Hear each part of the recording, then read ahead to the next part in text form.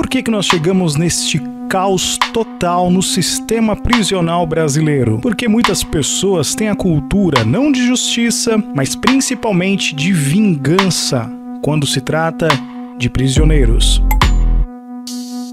Bom, para que nós possamos entender toda a complexidade do sistema prisional da forma atual, devemos mergulhar profundamente no alicerce, ou seja, nas bases que sustentam o sistema prisional. Primeiro de tudo, o Brasil possui mais de 700 mil presos. E não tem como falar de prisão, de punição, sem citar um dos grandes autores que realmente embasa e traz luz a grandes reflexões do cenário carcerário. Eu falo dele, Cesare Beccaria. Beccaria é um dos seus grandes clássicos, que nós já recomendamos aqui a sua leitura, dos delitos e das penas. Beccaria nos traz grandes reflexões a respeito do conceito de punição. Já os conceitos de pena e tortura são distintos, mas dentro das prisões do Brasil há presos com penas diversas que variam de 2 anos até meio século de pena. Poderia citar aqui o caso de Andinho, membro da organização criminosa PCC. As penas para Beccaria servem para punir quem comete delitos das mais variadas formas. A questão da tortura para Beccaria vai bem além da tortura física, pois existe sim a tortura psicológica.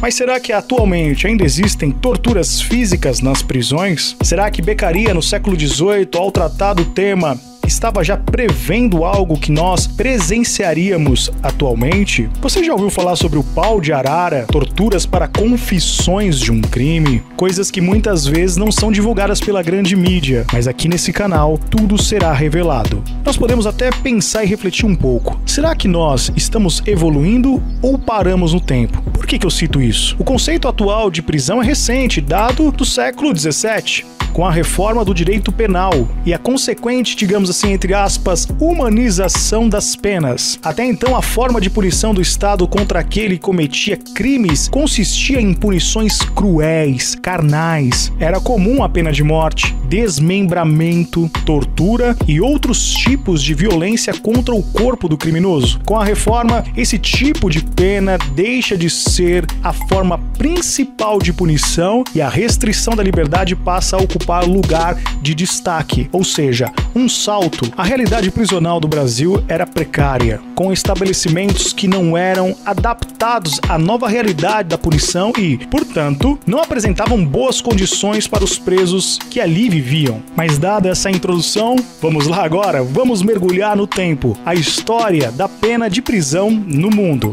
Idade Antiga. A Idade Antiga é o período histórico em que as primeiras civilizações surgiram e se desenvolveram. Essa época foi marcada pelo nascimento da escrita, por volta de 4000 a 3500, isso antes de Cristo, até a queda do Império Romano do Ocidente, em 476 depois de Cristo. Diferentes civilizações então começam a se formar neste período. E era comum naquela época, na época primitiva, digamos assim, a vingança privada.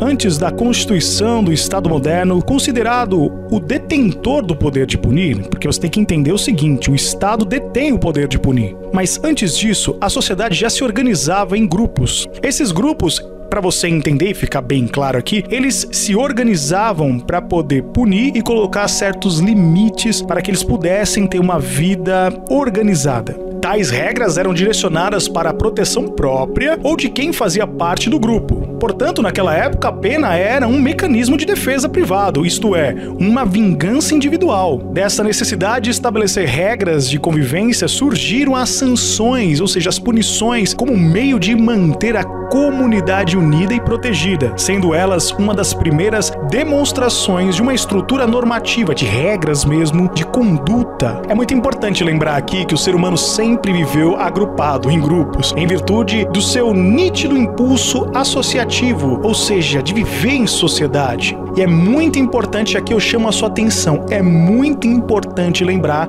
que desde os primórdios o ser humano violou as regras de convivência, tornando assim as punições um ato, digamos, necessário, porque já é da origem do ser humano quebrar essas regras. Então vale lembrar que não há registros históricos de prisão nesse período citado. E para que a gente possa finalizar essa parte de introdução, essa parte do início da história das prisões. Vale lembrar e recomendo aqui mais uma vez uma leitura fundamental chamada Leviatã. Na série desses vídeos você vai ter realmente muita base histórica para que você possa chegar junto comigo ao cenário atual do sistema prisional brasileiro.